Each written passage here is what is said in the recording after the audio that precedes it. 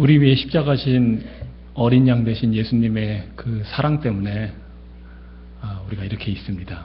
우리가 모여 예배합니다. 제가 여러분과 만난 것이 처음 본 게 그 대강절, 대림절 그때쯤이었습니다. 12월 첫 주였으니까. 그리고 이제 얼마 안 있으면 한 두 주, 4월 첫 주가 부활주일이죠. 그러니까 지금 이제 사순절 기간을 지금 지나고 있습니다. 그래서 어느덧 벌써 이렇게 횟수를 넘겨가면서 4개월 동안 여러분을 제가 같이 만나고 있습니다. 예수님 때문에 이게 가능한 일입니다. 사실 멀리 살고 있는 제가 여러분과 뭐 만날 기회가 있겠습니까? 사실은 그냥 세상적으로 보자면은 정말 만나기 힘든데 예수님 때문에 특별히 저기 미국 와서 그런 만남들을 보면서 뭐 미국 교회도 있고 이렇게 하면서 다양한 인종이 다양한 배경을 가진 사람들이 여러분과 제가 한국에 살았어도 아마 못 만났을 겁니다. 이 먼 미국 땅에 와서 만날 수 있다는 것, 같이 예배 드릴 수 있다는 것, 정말 예수님 때문에 가능한 일입니다. 우리 위에 십자가 지신 어린 양 되신 그 예수님, 정말 우리의 찬양을 받기에 합당하신 분입니다. 그분을 통해서 여러분과 제가 만났고 여러분께 참 많은 사랑을 받았습니다. 올 때마다 맛있는 점심 식사를 준비를 해주셔서 그런 걸 더 기대하면 안 되는데 기대를 하게 됩니다. 그래서 오늘은 뭐가 있을까? 부담 많이 되시죠?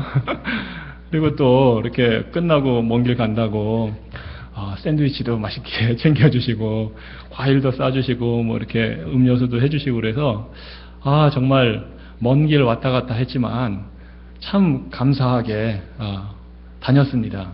무엇보다도 예수님 안에서 성도님 여러분들을 만난다는 것이 귀한 일이기 때문입니다. 그리고 또 저는 먹는 걸 좋아하니까 먹는 걸 많이 주셔서 그것도 참 좋았습니다. 예. 특별히 지금 우리가 사순절 기간을 보내면서 아마 우리 성도님들이 이렇게 기도하시고 또 묵상하시면서 우리 예수님께서 우리 위에 이 땅에 오신 그 사실, 하나님께서 우리에게 베푸신 은혜와 사랑을 묵상하면서 생각해 보게 될 겁니다. 그러면서 우리 자신들을 돌아보는 그런 좋은 기간입니다. 그래서 이 사순절 기간을 통해서 하나님께서 우리 성도님 여러분들에게 특별히 이 시점에서 들려주시는 음성이 있으시다면, 예수님의 사랑을 또 새롭게 깨달을 수 있도록 하나님께서 인도해 주시는 그 계기가 있다면 그것을 여러분들이 붙들고 체험하는 좋은 기회가 되기를 주님 이름으로 간절히 기원합니다. 오늘 읽은 말씀 아마 여러분들이 잘 아시는 말씀입니다. 예수님께서 사마리아에 사는 사마리아에 있는 동네를 지나가시다가 우물가에서 한 여인을 만나서 대화를 나누고 결국 그 여인이 예수님을 믿게 되는, 어떻게 보면 뭐 아주 간단한 이야기이고 우리 성도님 여러분들이 대부분 다 잘 아시는 이야기일 것입니다. 혹시 잘 모르고 있다 해도 괜찮습니다. 우리 벌써 읽어서 쭉 무슨 내용인지는 알고 있으니까요.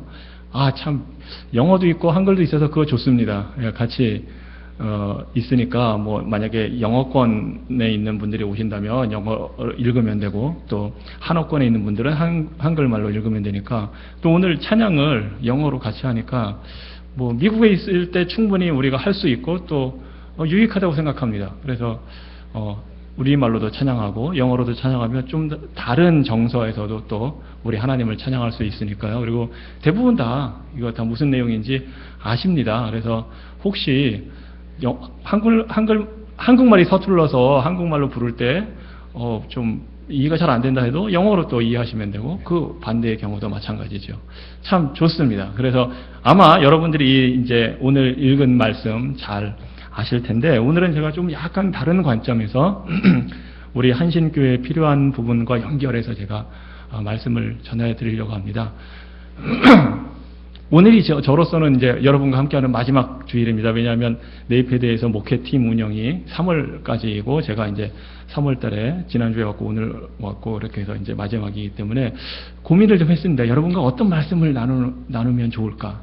하나님께서 저에게 주시고 여러분에게 주시고자 하는 말씀이 무엇일까? 기도하고 묵상하면서 이제 말씀을 이렇게 보면서 오늘 이 사마리아 여인과 예수님이 만나는 장면, 이 장면을 하나님께서 주시는구나 하는 그 확신을 좀 가졌습니다. 그래서 이 말씀을 오늘 나누려고 하는데, 오늘은 제가 약간의 트위스트를 넣어서 약간 좀 다른 관점, 여러분들이 잘 아시는 말씀이기 때문에 접근해 보려고 합니다.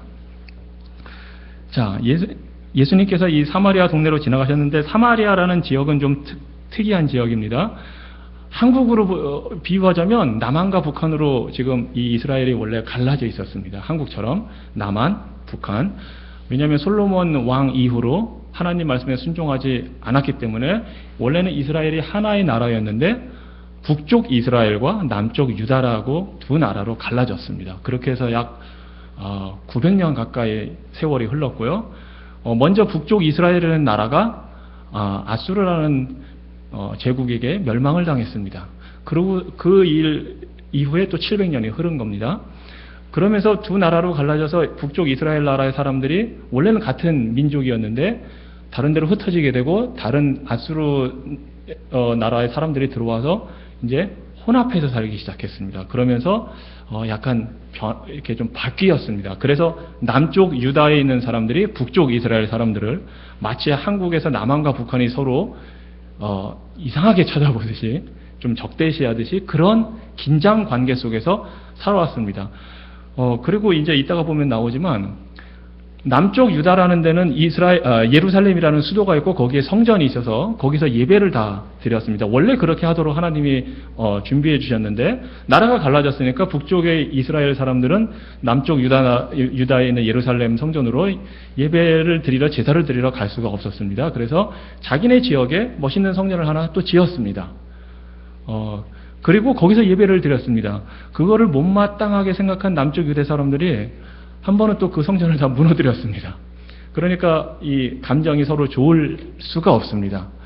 안타까운 일이지만 남한과 북한의 형편과 좀 마찬가지입니다. 서로 전쟁도 많이 했고요. 서로 싫어했습니다. 자, 그런 배경 속에서 이스라엘 사람들, 이 남쪽 유다 사람들, 그리고 이 사마리아 사람들은 이제 섞이는 것을 싫어하고, 서로 말하자면 한국식으로 말하자면 말 섞는 것조차 싫어할 정도로 지금 이 당시가 돼버린 겁니다. 그래서 이 유다 사람들은 어디로 여행할 때 이 사마리아 지역을 통과해서 가면 제일 지름길이고 빠른 길인데, 그 동네 사람들이 싫다는 이유 하나만으로 빙 돌아다녔습니다. 이게 어떻게 보면 미국의 역사의 흑백 갈등과도 비슷한 면이 있습니다. 왜 흑인들이 있는 데는 백인들이 안 가고 백인들이 있는 데는 흑인들이 안 가는 것처럼, 그랬던 것처럼 그런 겁니다. 자, 그런데 예수님께서 지금 그 사마리아 동네로 들어가신 겁니다. 그리고 목이 말라서 이제 우물가에서 어떤 여인을 만나서 물을 달라고 하신 게 이 배경입니다. 자, 그런데 예수님께서 7절에 보니까 사마리아 여자 하나가 물을 길러 왔음에 예수께서 물을 좀 달라 하시니, 9절에 사마리아 여자가 이렇게 대답합니다. 당신은 유대인인데 어째서 사마리아 사람 여자인 나한테 물을 달라 합니까? 이렇게 대답을 합니다.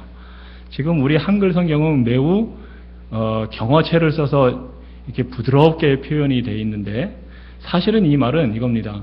당신은 유대인이고 나는 사마리아 사람입니다. 난 당신과 말 섞기 싫습니다.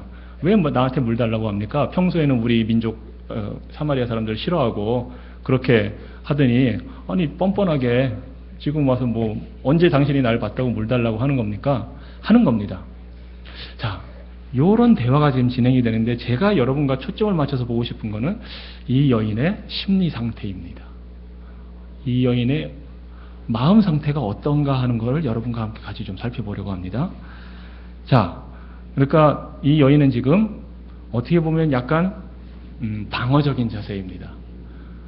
당신과 함께 이야기 나누기 싫습니다. 물 달라고 했는데 물 주기 싫습니다. 지금 얘기하는 겁니다. 경계를 하고 있는 거죠. 여러 가지 그 정황상 자기 민족이 당해온 그 역사가 있기 때문에 경계를 하는 거고, 단지 그런데 이제 대화를 보다 보니까 이 여인이 남쪽 유대 사람들과 그 민족적인 감정이 나빠서뿐만은 아니라는 게 이제 드러납니다. 자, 그랬더니 10절에 예수님이 이렇게 말씀하십니다.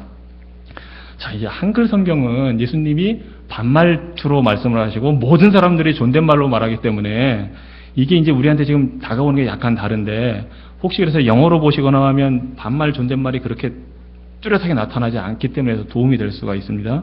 자, 예수님이 내가 만일 이렇게 말씀하시는데 원래 원어 성경으로는 그 영어처럼 글이 써도 비슷하기 때문에 물론 존댓말을 쓸 때가 있지만 내가 예수님 젊은 분이에요 이때. 그리고 우리는 지금 예수님을 믿고 예수님이 하나님의 아들이라고 알기 때문에 존경의 그 표시로 주님 하지만 이 당시 사람들은 예수님을 그냥 사람으로 알았습니다. 그리고 떠돌아다니는 사람. 그러니까 예수님이 우리가 지금 읽는 것처럼 네가 이렇게 말씀하셨다고 보기 힘듭니다. 예수님이 그냥 보통 그 당시 사람들 대화하듯이 대화를 하신 겁니다. 좀 부드럽게 말하면 이겁니다. 아, 당신이 내가 누군지 알았으면 그리고 하나님의 선물이 뭔지 알면 나한테 아마 그 물 달라고 했을 겁니다. 이런 식으로 대화를 하셨을 테지 예수님이 처음 본 사람한테 네가 나를 누군지 알면 이러지는 않았거든요. 아무튼 그런 좀 배경을 이해하시면서 보시기 바랍니다. 자, 예수님의 말씀은 이겁니다. 하나님이 선물을 주시는데 그리고 하나님이 이 선물은 은혜죠. 은혜를 주시는데 나를 통해서 준다는 겁니다. 핵심이. 자, 나한테 그래서 물을 달라고 하면 내가 생수를 줄 수 있습니다. 얘기를 한 겁니다. 자, 11절에 그랬더니 이 여인이 대답합니다. 주여, 물 기를 그릇도 없고. 여기 주여라고 되어 있는데 영어 성경을 보신 분들은 알겠지만 그냥 Sir 이렇게 되어 있습니다. 말하자면 Mr. 이겁니다. 우리가 생각하는 주님의 개념이 아닙니다. 여기. 우리가 생각하듯이 주님, 하나님의 아들 이런 이해를 했기 때문에 지금 이 여인이 하는 게 아니라 이 여인은 이 지금 만난 예수님을 누군지 모릅니다. 그냥 그 당시에 존중해주는 호칭을 쓴 겁니다. 요즘으로 말하자면 Sir, Ma'am, Mr. 이런 정도의 표현입니다. 우리 성경에 근데 이걸 주여 하는 바람에 너무 거룩한 표현이 되어버렸어요. 이게 자, 아니 물기를 그릇도 없고 이 우물 깊은데 어떻게 당신이 나한테 물을 주겠다는 겁니까? 그러면서 이 말을 덧붙입니다. 아니 당신이 우리 조상 야곱보다 더 큽니까? 상당히 좀 도전적인 오히려 대답입니다. 그냥 예수님을 존중해서가 아니고 아니 딱 보니까 유대인이건 우리 서로 싫어하는 사이인데 가진 게 뭐 있다고 지금 나한테 물을 주겠다고 오히려 그러는 겁니까? 이 우물은 조상대들은 몇백 년, 수천 년에 걸쳐서 우리 조상 야곱이 우물 파서 준 건데 당신이 이런 우물 팔 어떤 자격이나 능력이 있습니까? 이 얘기입니다.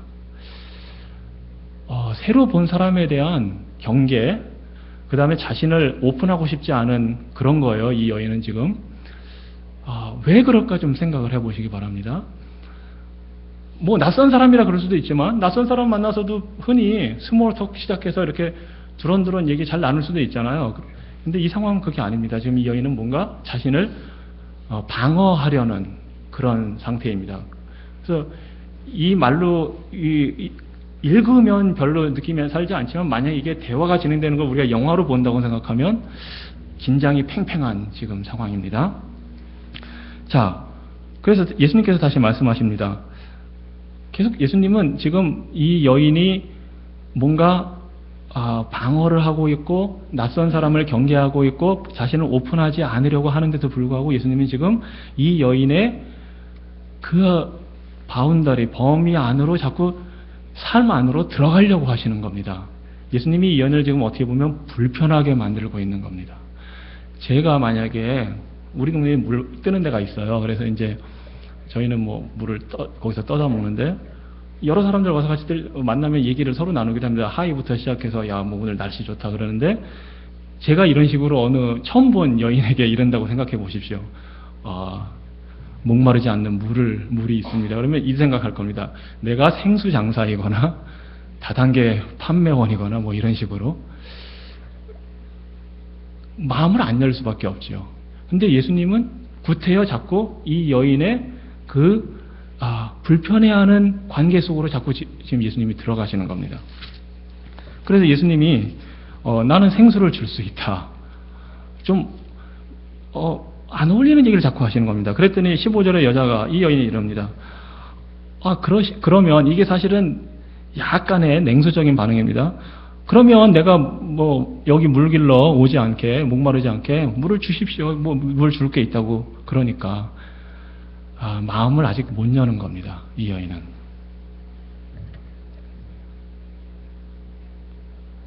우리가 이렇게 될 때가 있습니다. 자, 이 여인이 왜 그렇게 마음을 못 열고 낯선 사람에 대한 경계심을 갖고 있고 방어적이면서 오히려 그 자신을 어떻게 보면 감추려고 하니까 더 공격적으로 나오는 겁니다. 당신이 뭐가 있어서 뭐 이렇게 합니까? 정말 뭐 생수가 있으면 주십시오. 나 여기 물길로 오지 않게. 이 시간이 이 지역으로 하면 12시, 한참 더울 때입니다. 이 여인만 지금 나와 있죠. 이유가 있을 겁니다. 왜냐하면 보통은 해 뜨기 전에, 해진 다음에 선선할 때 물들어 다닙니다. 이 여인은 어떤 이유인지 아무도 다른 사람들이 오지 않을 때 지금 왔습니다. 뭔가를 지금 피하고 있는 거죠. 자신이 노출되는 걸 지금 두려워하고 있는 겁니다. 그 왜 그런지가 이제 예수님의 질문 때문에 점점 드러나기 시작합니다.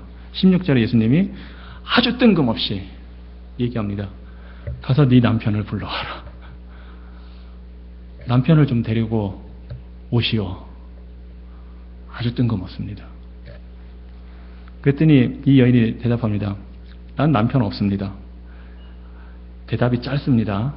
한국식으로 말하면 말이 짧아요. 섞이기 싫다는 겁니다. 계속 이 여인은 예수님이 자꾸 자기의 프라이버시, 사적인 공간을 침범해 들어오니까 아니 뜬금없이 지금 왜 남편 얘기를 지금 하는 겁니까? 하는 겁니다. 지금 없습니다. 딱 단칼에 거절한 겁니다. 그런데 예수님이 더 나갑니다. 네 말 맞다. 당신 말이 맞습니다. 원래 남편 5 있었는데 지금 그 5명 말고도 지금 있는 그 남자 당신 남편 아니니까 당신 말이 맞습니다. 우리가 볼 땐 전곡을 찔렀는데 이 여인의 입장에서는 매우 지금 황당한 일입니다. 자신의 사적인 드러내고 싶지 않았던, 그래서 이 여인이 아무도 물길로 오지 않을 때 왔던 거거든요. 예나 지금이나 어느 문화에서 과거에 남편이 5명 있었다? 자랑할 게 못 되잖아요. 아무리 크게 이해한다고 해도. 이 여인은 지금 있는 남자도 자기 남편이 아니라는 걸 인정을 했거든요. 왜 이 여인이 이렇게 방어적이고 낯선 사람을 경계하고 예수님이 다가와서 얘기할 때 말을 짧게 해서 끊으려고 하는지 이제 이유가 나오는 겁니다. 그런데 예수님은 그 문제를, 이슈를 지금 들춰내는 겁니다. 그걸 통해서 예수님이 이 여인이 불편해하지만 이 여인에게 필요한 것이 무엇인지를 깨닫게 해주기 위해서 지금 들어가는 겁니다.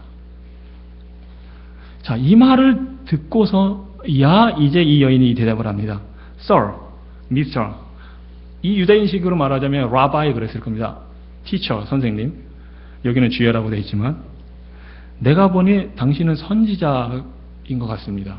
그 당시 사람들은 뭔가 자신의 비밀을, 남들이 모르는 비밀을 알고 있는 사람을 선지자로 생각을 했거든요. 선지자는 하나님으로부터 어떤 특별한 계시를 받아서 다른 사람들이 모르는 걸 안다고 여겨졌기 때문에, 그래서 이 여인이 지금 이제서 얘기하는 겁니다. 내 비밀을 알고 있는 거 보니까 처음 만난 사람인데 당신은 선지자입니다. 그러면서 이제 그럼 여기 이 대답을 하고서 예수님께 마음을 활짝 열었느냐? 아닙니다. 이제 당신 보니까 선지자 같은데 당신이 선지자라고 하니까 이제 내가 그러면 질문 하나 하겠습니다. 신학적인 질문을 지금 던지는 겁니다. 당신 유대인들은 예루살렘에서만 예배드려야 된다고 그러는데 다른 데서 예배드리면 안 된다고 말하자면 하는데 왜 그러는 겁니까? 지금도 이 여인은 지금 예수님과 더 깊은 대화를 나누기를 거부하는 겁니다. 어떻게 보면은. 왜냐하면 예수님이 지금 자신의 사생활을 캐물었거든요. 사생활을 드러냈거든요. 그래서 이제 내가 비록 사생활 면에서는 떳떳하지 못한 게 있고 자랑할 게 없지만 나는 예배 잘 드리는 사람입니다. 하고 지금 얘기를 하는 겁니다. 나는 예루살렘 안 가도 내가 있는 데서 예배 잘 드리는 사람입니다. 그런데 왜 유대인들은 유대인인 당신이 왜 내 사생활을 캐고 왜 나 불편하게 하고 나 하나님한테 잘하고 있는데 왜 그러는 겁니까? 하는 거죠. 그래서 예수님이 말씀하십니다. 여자여 내 말을 믿으라. 아주 약간 대화체로 하자면 listen to me 이겁니다. 사마리아인들이 예배드리는 이 산에 있는 성전 그런 거 말고 예루살렘에서도 말고 하나님 아버지께 예배할 때가 올 것이다. 장소나 형식이나 그런 게 중요한 게 아니고 하나님께 예배할 때가 오는데 하나님 그것도 그냥 하나님께가 아니고 하나님 아버지께 예배할 때가 오는데 이제 그 뒤에 나오는 게 유명한 우리가 잘 아는 말씀입니다. 자, 22절에 너희는 알지 못하는 것, 사마리아 사람들은 알지 못하는 것 갖고 지금 예배하고 있고 우리 유대인들은 아는 걸 예배하는데 그게 뭐냐면 구원이 유대인에게서 나기 때문이다. 자, 이 말씀은 예수님이 유대인이거든요. 구원이 유대인에게서 난다. 구원이 예수님으로부터 말미암는데 그 예수님이 유대인이다 하는 걸 지금 밝혀주시면서 아버지께 참으로 예배하는 자들은 신령과 진정으로 예배할 때가 온다. 곧 이때다. 그때가 곧 오는데 그때에는 하나님께서 예배하는 사람들을 하나님이 찾으시는 예배하는 사람들은 신령과 진정으로 예배하는 사람들이다. 신령과 진정으로. 예수님의 대답은 이 사마리아 여인이 제기한 어떤 신학적인 그 질문에 정답을 준 게 아닙니다. 어떻게 보면. 그런데 예수님은 지금 예수님의 그 가르침을 통해서 진리를 전해주고 계시는 겁니다. 자, 먼저 신령과 진정이라고 했는데 신령은 이걸 이제 번역할 때 이렇게 되어 있는데 스피릿입니다. 홀리 스피릿일 수도 있고 우리 안에 있는 영혼, 영적인 부분. 그래서 이거를 그냥 신령과 진정을 성령과 이렇게 볼 수도 있고 영으로 이렇게 볼 수도 있는 겁니다. 그 다음에 진정이라는 말은 이 한글 번역에서는 어떤 감정적인 부분이 들어가 있는 것 같은데 원어 성경으로는 알레테이아, 진리입니다. 이게 어떤 감정적이라기보다 진리. 그럼 무엇에 대한 진리냐? 예수님이 힌트를 벌써 주셨습니다. 구원이 유대인으로부터 나온다. 곧 예수 그리스도를 통해서 구원이 임한다. 그 예수님을 바로 알고 그 예수님을 통해서 하나님 아버지를 예배하고 경배할 때 영으로 또는 성령으로 인해서 하나님께 예배를 하게 된다 하고 지금 가르쳐주고 계시는 겁니다. 다시 말씀드리자면 하나님께 예배하는 것, 장소, 방법, 어떤 시간, 겉으로 드러나는 표현, 우리의 육적인 부분 이것이 중요한 것이 아니라 하나님이 정말 누구신지, 즉 자신의 아들 예수 그리스도를 이 땅에 보내서 우리를 구원하실 분이라는 것과 그 예수님을 어떻게 믿게 되냐 하면 성령 하나님의 역사하심으로 말미암아 그 예수님을 믿어서 하나님 아버지께 경배할 때 그것이 곧 신령과 진정으로 예배하는 것이다 하는 것을 지금 가르쳐 주시는 겁니다. 그랬더니 이 여인이 말합니다. 이제 조금 깨닫기 시작하는 겁니다. 듣고 보니까 메시아 곧 그리스도라 하시는 이가 올 줄을 내가 아노니 그 메시아가 오면 이런 거 다 알려준다고 했습니다.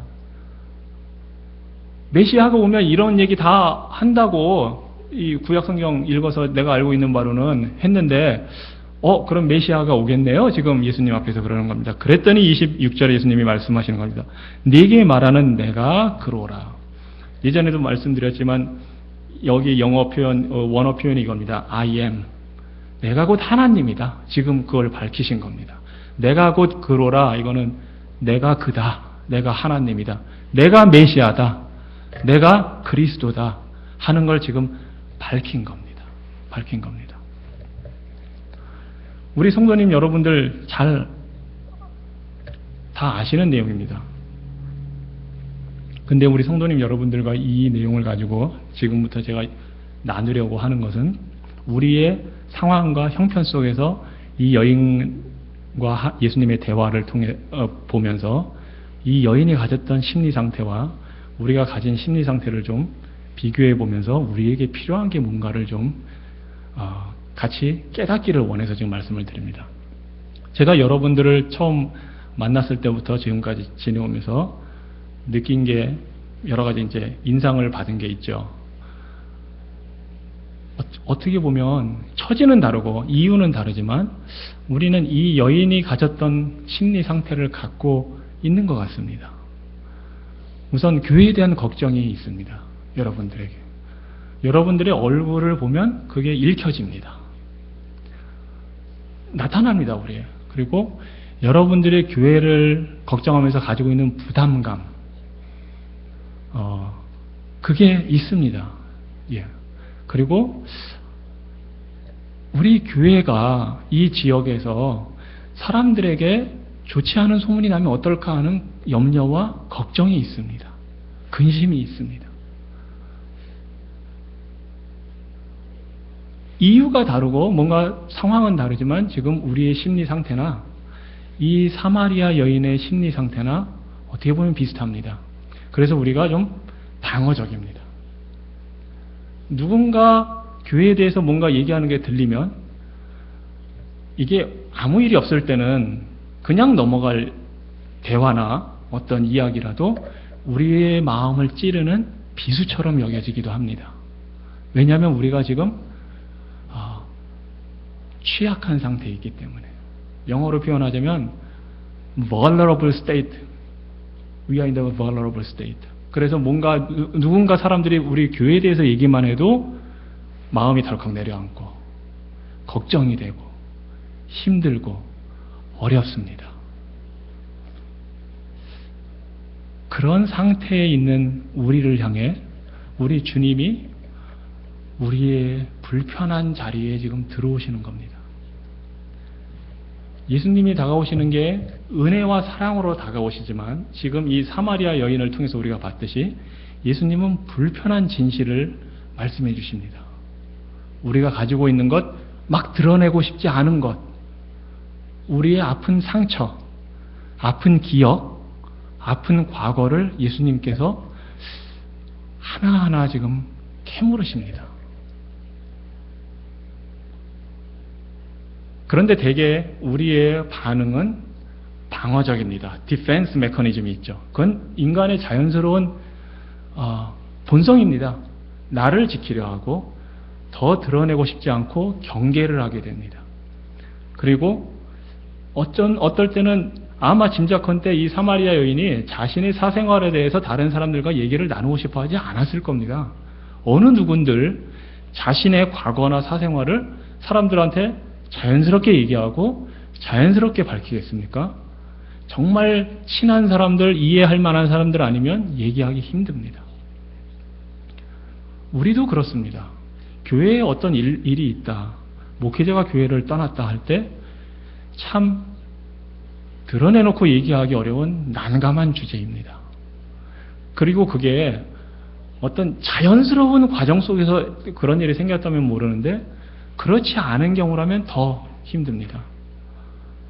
또 우리의 형편을 보자면, 한신교회 형편을 보자면 그동안 30년 이상의 역사 속에서 여러 목회자들이 거쳐갔을 텐데 최근 사이에 벌써 2명의 목회자가 지금 거쳐가게 된 겁니다. 아마 예수님의 이 여인에게 남편 어디 있냐 하신 질문을 우리는 다른 각도에서 세상 사람들한테 들을 수도 있습니다. 지금 목사님 어떻게 됐어요? 구했어요? 어땠어요?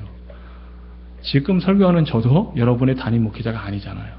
어떻게 보면 여인 대답한 것처럼 똑같은 대답할 수밖에 없어요, 여러분들이. 과거에 몇 명 있었는데 지금 있는 목회자도 우리의 목회자는 아닙니다. 이야기하기 쉽지 않은 내용들입니다, 사실은. 이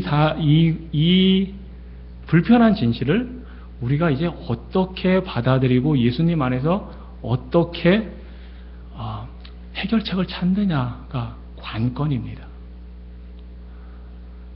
제가 여러분과 이런 대화 나누는 것을 불편해 하실 수도 있습니다. 어느 누구든 편한 사람은 없습니다, 사실은.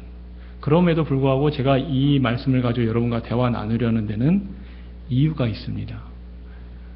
불편한 진실을 가지고 우리의 삶에 찾아오신 예수님이 우리의 불편한 현재 상태와 상황 속에 들어오고 싶어 하시기 때문입니다. 자, 이 여인처럼 우리도 방어작용을 합니다. 그런 얘기를 듣고 우리의 걱정이 있고 근심이 있고 한 이 모든 걸 가지고 목회자가 떠나게 됐을 때 어떤 일이 있냐고 물으면 이런 일이 있었다 얘기를 하게 됩니다. 신학적인 문제가 있을 수도 있고 여러 가지 다양한 이유가 있을 수 있죠. 그래서 우리가 그런 이유를 제기하고 꺼냅니다. 그런데 예수님이 그 부분을 지금 다루시는 겁니다. 과연 우리가 가지고 있는 그 문제의 근원이 되는 것, 그것이 예수님이 보실 때 어떻게 보실까 하는 겁니다. 자, 간단합니다. 우리의 상황은 불편한 진실이지만 어렵습니다. 그럼 왜 이런 어려운 일이 닥쳤느냐? 간단하죠. 목사가 떠났으니까. 그럼 왜 떠나게 됐느냐 할 때 그 신학적인 이슈가 있는 겁니다. 그거를 우리가 이제 어떻게 이해하느냐. 제가 여러분과의 대화를 통해서 길지는 않지만 제가 벌써 오늘로 8번째 여러분과 함께하는 이 시간인데 틈틈이 식사도 하고 대화를 나누면서 받은 느낌은, 그리고 공식적으로 제가 여러분들에게 들은 이유는, 목회자가 떠난 이유는 신학적인 차이였습니다. 그리고 회개의 문제에 대해서 견해가 달랐기 때문에 떠났다고 얘기 들었습니다. 제가 아는 정보는 그거밖에 없습니다. 근데 제가 이제 그걸 가지고 생각을 해봅니다. 회개라는 문제, 이슈가 왜 이렇게 중요할까, 지금? 왜 이렇게 중요할까? 그러니까 단지 이 회개라는 이슈만이 문제인가? 아니면 그거는 겉에 드러난 거지만 드러나지 않은 빙산처럼, 아이스버그처럼 밑에 있는 뭔가 다른 이유가 있지 않을까? 보통은 목회자가 떠날 때 어떤 공개적인 이유는 있지만 대부분은 제 경험과 여러 가지 여러분들도 아시겠지만 신뢰의 문제가 있을 때 그런 일이 생깁니다. 트러스트 이슈가 있을 때 서로. 그런데 트러스트 이슈라는 게, 신뢰라는 게 제가 처음 왔을 때 여러분과도 그 얘기를 나눴을 텐데 하루아침에 생기지는 않습니다, 사실은. 자, 같이 잘 지내면서 신뢰가 쌓여있을 때는 한 가지 말을 했을 때 다르고 다르다는 것을 이해할 수가 있습니다. 그런데 신뢰가 쌓이지 않은 상태에서는 라고 얘기했는데 라고 알아들을 수가 있습니다. 그때부터 이제 신뢰가 쌓이지 않은 상태에서 그나마 있던 신뢰도 깨지게 되죠. 그렇게 되면 뭘 해도 그 다음에는 잘 될 수가 없습니다. 이게 인간관계에서 언제나 있는 현상입니다, 사실은. 교회만 그런 거 아니고요. 직장 생활 해보신 분은 아실 겁니다. 얼마나 치열한지. 그게 막 같이 지낼 때는 모든 걸 다 같이 할 것처럼 그러는데 딱 진급을 할 때가 되거나 보너스를 더 받을 때가 되면은 완전히 갈라집니다. 앞에서는 굉장히 친했는데 뒤에서는 백스태빙 막 합니다. 그게 현실입니다. 예. 모든 인간관계에 그런 일이 있습니다. 그래서 제가 생각했습니다. 어떤 이유가 있었을까? 이거는 제 생각입니다. 여러분들로 받은 인상을 토대로 제가 생각한 거고, 하나님께 기도하면서 고민하면서, 그렇지만 제 경험과 일반적인 상황에 유추해서 지금 말씀을 드리는 겁니다.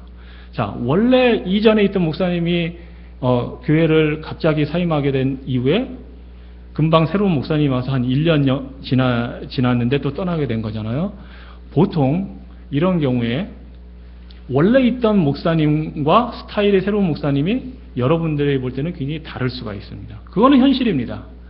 아무리 비슷한 사람 구하려고 해도 구할 수는 없습니다. 다르죠. 그렇게 돼서 교회 안에서 갈등이 생기는 경우가 사실은 많이 있습니다.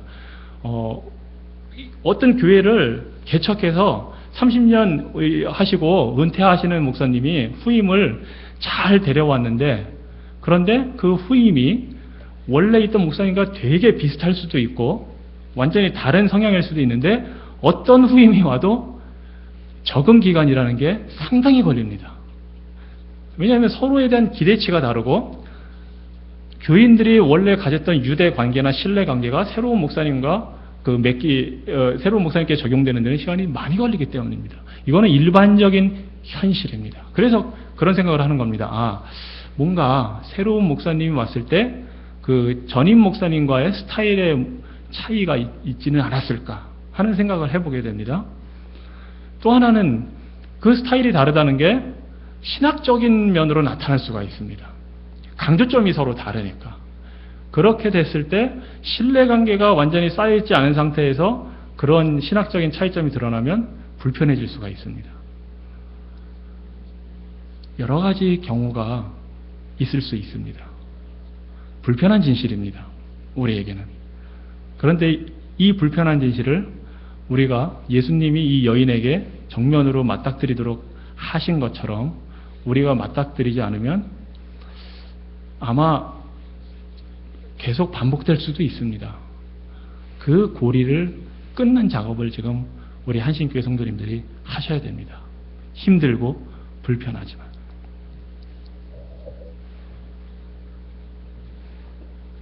그래서 이슈가 되는 신학적인 이슈, 제가 여러분들과의 대화를 통해서 캐치한 건 하나입니다.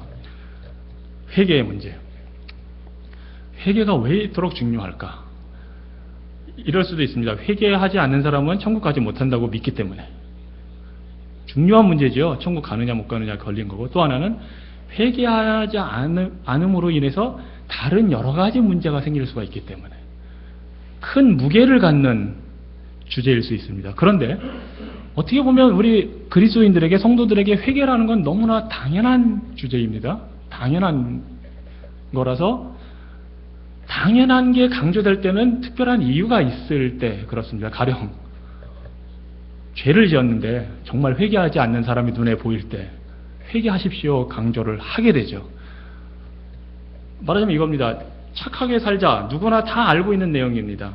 그런데 우리가 착하게 살자는 걸 강조하기 시작하면 그때는 뭔가 단순히 착하게 살자라고 얘기하는 게 아니고 다른 문제가 있으니까 착하게 살지 않는다고 생각이 되니까 착하게 살자고 하는 것이죠. 회개도 마찬가지입니다. 그런데 예수님께서 우리가 가지고 있는 어떤 신학적인 이슈를 예수님께 제기한다면 예수님께서 어떤 대답을 주실까 제가 기도하면서 주님께 구해봤더니 예수님께서 주시는 대답은 예루살렘 성전에서 예배하는 것도 아니고 사마리아 사람들이 모이는 산에 가서 예배하는 것도 아니다. 중요한 거는 어느 장소가 중요한 게 아니고 표현 방법이 중요한 게 아니고 스타일이 중요한 게 아니고 성령으로 인해서 진리 되시는 예수님을 바로 알고 믿고 하나님 아버지께 예배하는 게 중요한 것이다 하고 지금 말씀을 해주시는 겁니다. 그럼 회개가 중요한 거는 왜 중요합니까? 회개 중요합니다. 자, 우리가 예수님을 믿게 되는 것 하나님의 은혜로 되는 것입니다. 하나님께서 창세 전부터 천지를 창조하시기 전부터 하나님의 놀라운 계획과 지혜로 우리를 구원하기로 작정을 하셨습니다. 그래서 때가 됐을 때에 하나님께서 작정하신 사람들을 부르셨습니다. 복음의 말씀을 통해서 부르셨습니다. 우리는 하나님이 부르실 때 자발적으로 믿겠습니다 할 수 있는 존재들이 아닙니다. 우리는 죄와 사망으로 이미 영적으로는 죽은 사람들입니다. 그렇기 때문에 예수님을 믿을 때 새롭게 거듭난다, 태어난다는 표현을 쓰는 것입니다. 성경에서. 왜냐하면 영적으로는 죽었기 때문에 우리는 새롭게 태어나야 됩니다. 그런데 영적으로 죽어있는 사람은 스스로 태어날 수가 없습니다. 엄마가 낳게 해줘야 태어나는 거니까 성령 하나님께서 죄로 인해 죽어있는, 영적으로 죽어있는 우리를 변화시켜서 복음이 증거될 때 예수 그리스도를 받아들이도록, 믿음으로 받아들이도록 역사를 하십니다. 그래서 우리가 거듭나게 되는 것입니다. 이것이 예수님이 니고데모와의 대화에서 말씀해 주신 겁니다. 우리는 그래서 성령으로 거듭나서 예수님의 보혈의 공로로 말미암아 우리의 죄가 씻음을 받게 되는 겁니다. 이것을 의롭게 되었다. 하나님이 보시기에 의롭게 되었다. 거룩하게 되었다. 이렇게 표현을 하는 것이고 신학적인 용어를 쓰자면 칭의, 의롭다고 하나님이 칭해 주셨다 하는 겁니다. 이렇게 예수님을 믿을 때 일어나는 일이 회개의 역사입니다. 왜냐하면 예수님을 믿는 순간에 자신이 어떤 죄인인지를 보게 됩니다. 아, 내가 알지도 못했는데 나는 죄인이었구나. 내 힘으로 구원받을 만한 자격이 없는 죄인이었구나 하는 걸 깨닫고 그 하나님의 은혜 앞에서 회개하게 됩니다. 그래서 예수 그리스도의 보혈의 공로로 인해 의롭게 되는 역사가 우리 삶에 일어납니다. 이것이 칭의인데, 그래서 우리는 죄가 있지만 예수님의 피로 하나님 앞에 거룩하게 된 사람들인데, 이렇게 시작된 우리 그리스도인의 삶이 평생 지속되는 겁니다. 그러니까 우리 삶 속에 회개도 들어있고 믿음의 요소도 들어있고, 그 출발점에서부터 거룩하게 하나님을 향해서 예수님을 닮아가는 것으로 성장하게 되어 있습니다. 이것을 성화라고 합니다. 거룩해져가는 과정이다. 우리 살아생전에는 하나님 앞에 완벽하게 거룩해질 수는 없죠. 왜냐하면 우리는 거듭난 사람이지만 여전히 죄를 갖고 있기 때문입니다. 그래서 죄인이면서 성도입니다. 성도라는 것은 세인트라는 말이에요. 영어로 거룩한 사람. 영어로 세인트 하면 어떤 느낌을 받으실지 모르지만 죄가 없는 사람이라서 세인트가 아닙니다. 이 세상에 어느 누구도 죄 안 짓는 사람 없어요. 어떻게 자신 있게 말하느냐고요? 제가 만나본 모든 사람들이 나는 죄 없다는 사람이 없더라고요. 심지어 어린 아이들조차 죄의 개념이 들어가기 시작하면 뭐가 자기가 죄라는 걸 알게 되거든요. 그래서 우리는 성도인 동시에 죄인입니다. 그래서 하나님의 은혜를 의지해서 살아야 되는 거고, 그래서 회개를 해야 되는 겁니다. 그건 여러분이 잘 아시는 사실을 내용입니다. 자, 그런데 이런 게 왜 중요해졌을까? 그게 제가 지금 궁금한 겁니다. 네. 그렇게 해서 우리는 하나님 나라 갈 때까지 하나님의 은혜를 받았기 때문에 회개하게 되어 있습니다. 회개하지 않는 사람도 있죠. 있습니다. 다윗도 밧세바와 동침하고 간음을 하고 밧세바의 남편 죽이고서 거의 한 1년간 회개 안 했어요. 나단 선지자가 와서 잘못 지적했을 때 그때 회개했어요. 그런데 이게 이제 하나님의 택함을 받은 사람과 그렇지 않은 사람의 차이가 여기서 나타나는데, 하나님이 택한 사람은 성령으로 인해서 예수 믿고 거듭나게 한 사람은 회개하도록 하나님께서 역사를 하십니다. 선지자를 통해서 채찍을 주시고 책망을 하십니다. 그런데 다윗 앞에 왕했던 사울은 심지어 사무엘 선지자가 찾아가서 뭘 잘못했는지 지적했는데 핑계만 냈습니다. 회개하지 않았습니다. 그래서 하나님이 사울 왕을 버렸습니다. 자, 둘 다 유대인입니다. 아브라함의 자손이고, 그런데 다윗은 회개하고 그 말씀대로 회개하고 죽도록 고생했어요. 사실 회개하고서도 하나님이 뭐라 하냐면 너 죽어 마땅한데 살려준 거다. 그래도 살았습니다. 사울 왕은 회개하지 않았기 때문에 버림을 받았습니다. 이런 거를 우리가 볼 때는 이해하기 힘든 측면이 사실 많이 있습니다. 그래서 이런 거를 설명하기 위해서 신학자들이 신학을 전공하고 공부하고 여러 가지 설명을 하는 겁니다. 왜 하나님이 다윗은 받아주고 사울은 안 받아주셨는가? 왜 하나님이 아벨의 제사는 받아주시고 가인의 제사는 안 받아주셨는가? 이거는 하나님만이 아십니다. 하나님의 관점에서 볼 때 아시는 일이지 우리가 알 수 있는 일은 아닙니다. 자, 사도 바울이 이렇게 고백했습니다. 사도 바울이 예수님 믿고 나서 자신이 죄인인 걸 깨닫고 자신은 죄인이라고 그랬습니다. 근데 사도 바울이 죽기 전에 자신을 뭐라고 표현하냐면 나는 죄인 중에 괴수입니다. 죄인의 우두머리입니다. 이 표현을 합니다. 왜 그랬을까요? 죄를 계속 많이 지어서 그랬을까요? 사도 바울이? 아닙니다. 사도 바울처럼 유대인의 법을 철저하게 지키고 잘 따른 사람은 없습니다. 그 당시 바리새인들처럼 잘했고 예수님 믿고 나서 헌신해서 예수님을 위해서 일한 사람입니다. 그 사람이 나는 죄인의 괴수다. 죽기 직전에 한 말입니다. 도대체 얼마나 뒤로 호박씨를 많이 까고 잘못을 많이 했으면 그런 말을 했을까? 아닙니다. 이게 이제 신앙의 신비입니다. 우리의 신앙이 성장할수록 성숙할수록 자신이 어떤 죄인인가 하는 것을 깨닫게 됩니다.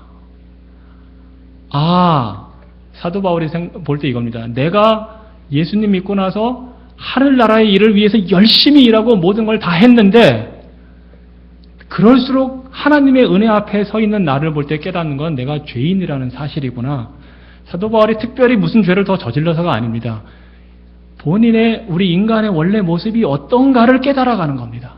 그래서 마지막에 고백하는 겁니다. 하나님, 나는 죄인 중에 괴수입니다. 내가 여태까지 한 거 하나님 앞에 제가 해드린 게 있다고 생각했는데 사실은 아무것도 하나님 은혜 받을 만한 일을 한 게 없습니다.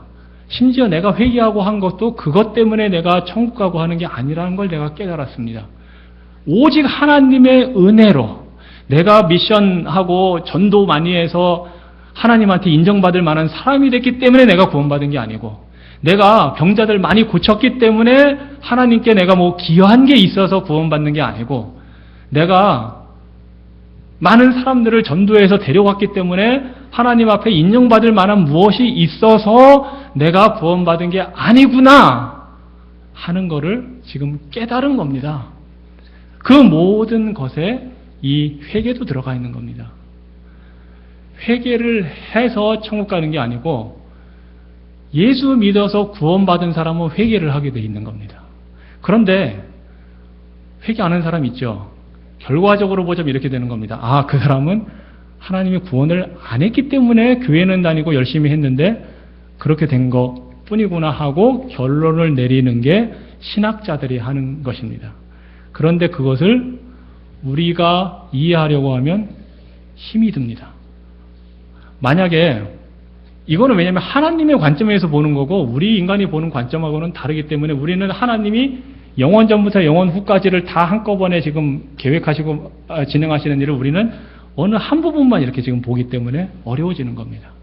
그래서 만약에 회개하지 말자 하는 사람들 옛날부터 있었어요. 이단들이. 아니, 예수 믿어서 구원받고 자유롭게 됐는데 뭐하러 뭐든지 마음대로 할 수 있다. 회개할 필요도 없다 하는 사람들 옛날부터 있었습니다. 이단들은. 예. 그렇게 하면 이단입니다. 그런데 오늘 우리가 예배드려서 알지만 모든 그 기독교 역사의 전통에 회개가 예배의 한 요소로 들어가 있습니다. 사실은. 전통적인 예배 보면 죄를 고백하는 시간이 있어요. 그래서 저도 기억합니다. 한국에 있을 때. 통성 기도로 죄를 회개하거나 묵상 기도로 하고 나면 목사님들이 죄 용서의 그 은혜를 선포하는 말씀을 읽습니다. 주로 요한 1서 1장 9절 말씀 같은 경우 읽으면서 죄 용서를 선포합니다. 그 다음에 기도합니다. 오늘 장로님도 기도하셨는데 우리의 기도하는 모델이 예수님이 가르치신 주기도문이거든요. 거기에 죄 회개하는 게 나와 있습니다. 그래서 우리가 기도할 때 이렇게 주로 이런 순서로 기도합니다. 첫째, 하나님의 영광을 돌리고 감사 기도하고 금요 집회 같은데 한국에서 있을 때 많이 하는 거예요. 그 다음 순서가 뭐냐면 감사 기도하면서 성령께서 깨닫게 하시는 대로 회개하는 시간을 가집시다 해서 회개 기도합니다. 그게 예배의 일부분이고 우리 기도의 일부분입니다. 왜냐? 회개하지 않고 하나님과의 관계가 회복되지 않으면 다른 걸 아무리 기도해봐야 하나님께서 듣지 않으시기 때문에. 그래서 기도의 내용에도 들어가 있고 예배의 내용에도 들어가 있습니다. 우리는 이걸 당연하게 다 해야 되는 겁니다, 사실은. 그런데 그게 중요한 이슈가 됐다는 것은 뭔가 다른 이유가 있을 수도 있기 때문입니다. 불편한 진실일 겁니다, 지금. 제가 여러분께 말씀드리는 게. 자, 그러면 이 문제를 어떻게 해야 될까요? 저는 한신교회를 사랑하시는 우리 주님의 그 마음, 그리고 우리 성도님들이 겪고 있는 아픔과 고통과 그 상처가 저한테도 고스란히 전달되었기 때문에 제가 이 말씀을 드립니다. 혹시나 여러분이 제 설교를 들으시면서 오해하실 수도 있습니다. 나는 누구 편인가? 여러분의 편인가? 아니면 다른 어떤 목회자의 편인가? 그렇게 오해하실 수도 있습니다. 오해하실 수 있다는 걸 제가 알면서 말씀을 드립니다. 왜냐하면 우리는 누구의 편이 되는 게 중요한 게 아니고 주님이 원하시는 일을 하는 게 중요하기 때문입니다. 그래서 제가 여러분께 마지막으로 당부하고 싶은 게 있습니다. 오늘 주님이 짚어주시는 불편한 진실을 이 말씀을 통해서 사순절 기간 동안에 앞으로 더 묵상하시면서 과연 주님이 우리 교회에 바라시는 회복의 길이 무엇인가 하는 것을 기도해 보시기 바랍니다. 나간 목회자가 이단이라면 여러분의 책임은 없습니다. 그런데 오해에서 비롯된 것이라면 우리가 하나님과의 관계가 회복되기 위해서는 그 목회자와도 회복이 필요합니다. 불편한 진실입니다. 그런데 여러분의 영혼이, 여러분 교회가 하나님 앞에서 바른 관계, 신령과 진정으로 예배드리는 그 회복이 일어나기 위해서는 한 번은 넘어야 할 과제입니다. 우리 주님이 우리의 목마름을 아십니다. 영적인 목마름, 교회 공동체로서의 목마름 아십니다. 아시고 우리의 심리 상태를 잘 아시는 주님이 우리의 생각 안으로 자꾸 들어오려고 하십니다. 그리고 불편하게 만드십니다. 이 여인은 그런데 놀라운 이야기를 합니다. 28절에 보니까 예수님과 대화가 끝나고 여자가 물동이를 버려두고 동네에 들어가서 사람들에게 이르되 나의 행한 모든 일을 내게 말한 사람을 와서 보라. 예수님이 구세주다 이 말을 전한 게 아니고 내 과거를 속속들이 알고 있고 내가 무슨 일을 여태까지 했는지 이 유대인 청년 예수 그리스도가 와서 나한테 말했다. 와서 말해봐라. 자신의 과거를 공개해버린 겁니다. 어떻게 보면. 사람들이 쉬쉬하고 꺼리고 있던 거, 알면서 말하지 않던 부분을 드러내놓고 와서 예수님 봐라. 우리의 해결책은 사람을 향해서 뭔가 하려고 하는 데 있지 않습니다. 우리의 관점과 초점이 주님께로 향해야 됩니다. 사람과의 인간관계에서 모든 벌어지는 문제에 인간적으로 우리가 노력해야 됩니다. 하지만 궁극적으로는 우리의 초점이 주님께로 향해서 예수님이 항상 중심에 있어야 됩니다. 그럴 때 이 여인처럼 와서 보라. 우리가 아니고 내가 아니고 예수님을 와서 봐라. 우리 교회에 와서 예수님을 봐라. 할 수 있게 됩니다. 이 여인은 매우 용감한 일을 한 겁니다. 쉽지 않은 일입니다. 아니 예수님과 대화하면서 혼자만 가지고 있어도 됩니다. 나 예수님 만났어. 구원받았어. 오케이. 끝. 이 여인은 쉽지 않은 일을 했습니다. 우리 한신교회 성도님 여러분들에게 우리 주님이 요구하시는 쉽지 않은 일이 있을 겁니다. 그 일이 무엇입니까? 기도하겠습니다. 하나님, 무거운 주제를 우리가 오늘 나누었습니다. 불편한 진실입니다. 그리고 우리의 모든 형편과 사정은 사실 주님만이 아십니다. 이 세상의 어느 누구도 우리의 억울함이나 상처나 아픔을 다 이해해 주지 못합니다. 그래서 주님 더 바라보고 의지합니다. 주님, 답답합니다. 정말 힘듭니다. 주님, 무엇을 어떻게 해야 할지 잘 모르겠습니다. 지쳐갑니다. 마음이 아픕니다. 주님, 그래도 우리 위에 이 땅에 오신 주님의 그 사랑 하나 바라보고 그냥 주님 앞에 나아갑니다. 우리의 마음과 우리의 상태를 잘 아시는 주님, 만져주시고 치료해 주시옵소서. 예수님 이름으로 기도합니다. 아멘.